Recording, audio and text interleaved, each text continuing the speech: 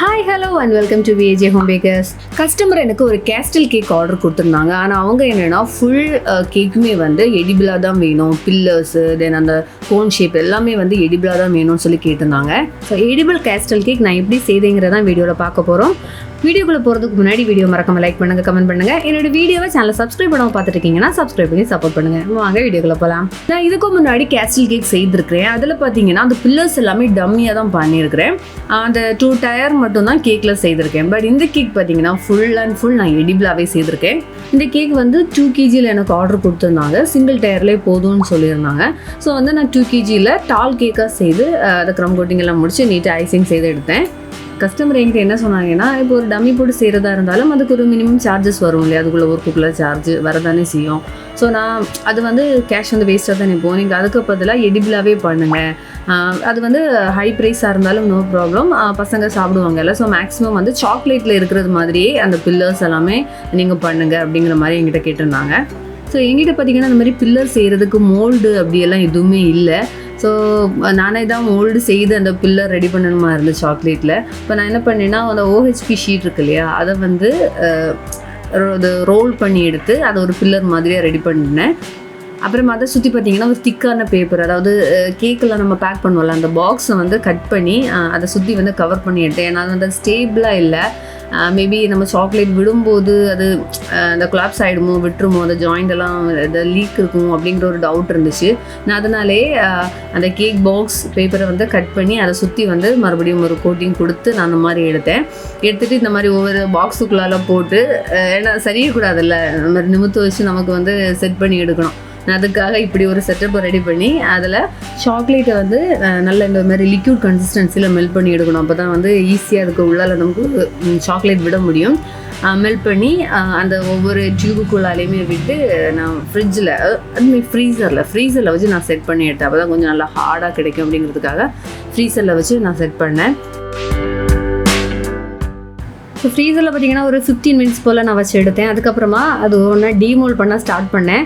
But okay, நான் expect பண்ண அளவுக்கு இல்லைனாலும் பட் அதை பில்லர்ஸ் மாதிரியாக ரெடியாகி கிடச்சிச்சு. இப்போ வேறு டெக்கரேஷன் எதுவுமே இல்லை. அவங்க என்னென்னா ஃபாண்டன் எதுவுமே யூஸ் பண்ணக்கூடாதுன்னாங்க. ஃபாண்டன் எதுவுமே தேவையில்லை, சாக்லேட்லேயே நீங்கள் பண்ணுங்கள் அப்படிங்கிற மாதிரி தான் சொல்லியிருந்தாங்க. ஸோ இதை சுற்றி நான் ஃபாண்டன் எதுவும் கவர் பண்ணி டெக்கரேட் பண்ணலை. ஜஸ்ட் இந்த பிளெயினாகவே தான் நான் கேக்கை வந்து டெக்கரேட் பண்ணுற மாதிரி பிளான் பண்ணியிருந்தேன். ஸோ எல்லாத்தையுமே நான் டீமோல்ட் பண்ணி எடுத்தேன். இதில் வந்து 2 ஹைட்டு கம்மியாகவும் பேலன்ஸ் எல்லாமே ஹைட்டு கொஞ்சம் அதிகமாக இருக்கிறது மாதிரி தான் நான் செய்திருந்தேன். பார்த்தீங்களா, எடிபிள் பில்லர்ஸ் வந்து சூப்பராக ரெடி ஆகியாச்சு. ஸோ அந்த பில்லரோட டாப்பில் வந்து அந்த கோன் ஷேப்பில் வரும் பார்த்தீங்களா, அதுக்கு வந்து நான் எடிபிளாக பண்ணணும் அப்படிங்கிறதுனால அந்த ஐஸ்கிரீம் கொண்டே தான் வாங்கியிருந்தேன். இது எப்படி நான் வாங்கினேன்னா, நமக்கு ஐஸ்லாம் எடுத்துகிட்டு போவாங்க இல்லையா, அவங்கக்கிட்ட கேட்டு தான் நான் வாங்கியிருந்தேன். இந்த மாதிரி ஒரு 25 பீஸ். ஆக்சுவலி அவங்க வந்து மினிமம் ஒரு பல்காக தான் கொடுப்பேன் அப்படின்னு சொல்லியிருந்தாங்க. 100 பீஸாக தான் தருவேன் நாங்கள். நான் வந்து ஐயோ எனக்கு அவ்வளோதான் தேவையில்லை, கொஞ்சம் கம்மியாக கொடுங்க அப்படின்னு 25 பீசஸ், அட்லீஸ்ட் 25 பீசஸாக இருந்தால் தான் தருவேன்னு சொல்லி 25 பீஸ் நான் வாங்கினேன். எனக்கு இதில் வந்து 6 பீசஸ் தான் தேவை. ஓகே, இருந்தாலும் எடிபிளாக கஸ்டமர் கேட்டாங்களே அப்படிங்கிறதுக்காக நான் வந்து இது 25 பீசஸாகவே நான் வாங்கி எடுத்தேன். ஸோ இதில் பார்த்தீங்கன்னா அந்த நெக் போர்ஷன் இருக்கு இல்லையா, கொஞ்சம் அந்த ஓப்பனாக இருக்கிற அந்த போர்ஷன்ஸ் எல்லாத்தையுமே கட் பண்ணிவிட்டு பேலன்ஸ் உள்ள போர்ஷன்ஸ் மட்டும்தான் நான் எடுத்தேன். ஸோ இதில் பார்த்தீங்கன்னா ஃபுல்லாகவே சாக்லேட்டு, அதாவது அவுட்டரில் மட்டும், நான் இன்னரில் கொடுக்கல, அவுட்டரில் மட்டும் சாக்லேட் ஃபுல்லாகவே கோட் பண்ணி அதை வந்து நல்லா செட்டாக வச்சு எடுத்தேன். ஆக்சுவலி ஃப்ரிட்ஜில் வச்சு தான் நான் செட்டாக வச்சேன்.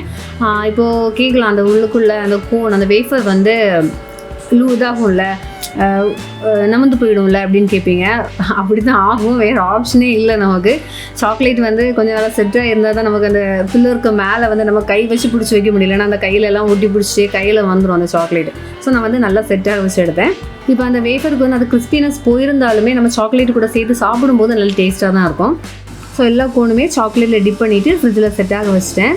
ஸோ நான் ஏற்கனவே சொல்லியிருந்தேன்ல, அவங்க வந்து ஃபாண்டன் டெக்கரேஷன் எதுவுமே தேவையில்லை, எல்லாம் வந்து பிளெயின் எடிபிளாகவே பண்ணுங்க அப்படின்றப்போ நான் உங்ககிட்ட சொன்னேன், ஜஸ்ட் அந்த டோர் விண்டோயாச்சு நம்ம ஃபாண்டனில் தான் செய்தாகணும். அப்போ தான் கொஞ்சம் கேக் பார்க்குறது கொஞ்சம் லுக்காக இருக்கும், நல்லாயிருக்கும்.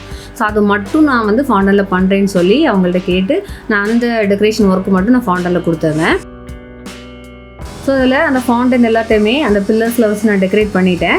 அதுக்கப்புறம் அந்த கோன் வந்து டேரெக்டாக நான் அதில் ஃபிக்ஸ் பண்ணேன். சரியா, இப்போது மற்றபடி எதுவுமே நான் சேர்க்கலை, ஜஸ்ட்டு அதை மேலே வச்சு அப்படியே லாக் பண்ணி விட்டேன். அது விழாது, நம்ம அதை கேக்கு மேலே சேஃபாக வைக்கிறதுனால ஒன்றும் பிரச்சனை இல்லை. அதுக்கப்புறம் ஒரு ஜஸ்ட் அதை கொடி பறக்கிறது மாதிரி அந்த கோனோட டாப்லையாக விஸ்டம் ஒயர் வச்சு நான் கனெக்ட் பண்ணேன். ஸோ அப்படி ஒன் பை ஒன்னாக எல்லாமே கேக் மேலே வச்சு கேக் டெக்கரேஷன் ஒர்க்கு முடிச்சிட்டேன். பட் இப்போ டம்மி வச்சு செய்கிற அளவுக்கு நல்ல நீட் ஃபினிஷிங் எல்லாம் கிடைக்கல. அது பார்க்குறதுக்கு ஒரு மாதிரியாக தான் இருந்துச்சு. பட் பிக்சர்ஸ் அனுப்பி ஓகே அப்படின்னு கேட்டப்போ அவங்க இது போதும் அப்படின்னு சொன்னாங்க. ஜஸ்ட்டு அந்த ஒரு கேஸ்டல் மாடல் தான் வேணும், பிரச்சனை எல்லாம் இருக்கட்டும் அப்படின்னாங்க. ஓகே, கஸ்டமர் ஹாப்பினா நமக்கும் ஓகே தானே, வேறு என்ன பிரச்சனை, அவங்க கேட்குறது மாதிரி செய்து கொடுக்குறது மட்டும்தான் நம்ம வேலை. ஸோ அவங்க இது போதும்னாங்க, நானும் ஹாப்பி. ஸோ அப்படியே எடிபிள் கேஸ்டல் கேக் ரெடி ஆயாச்சு. ஸோ அந்த வீடியோ உங்களுக்கு பிடிச்சிருக்குன்னு நினைக்கிறேன். வேறு ஒரு புது டெக்கரேஷன் வீடியோவில் மீண்டும் சந்திக்கலாம். பாய்.